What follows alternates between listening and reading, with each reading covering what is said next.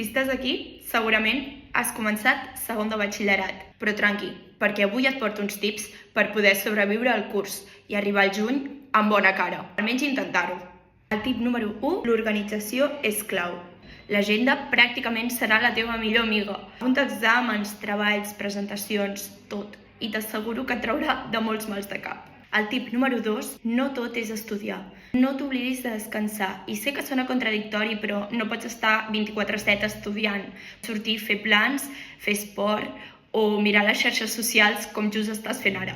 El tip número 3, no tinguis por a preguntar. Si tens dubtes, pregunta als profes o als companys i companyes. Al final sereu uns grans aliats i sempre hi haurà algú disposat a ajudar-te. I per últim, el tip número 4. Penso que és importantíssim no oblidis els teus objectius. És un any dur, però és el teu camí cap a la uni o cap al que vulguis fer. No pots deixar que l'estrès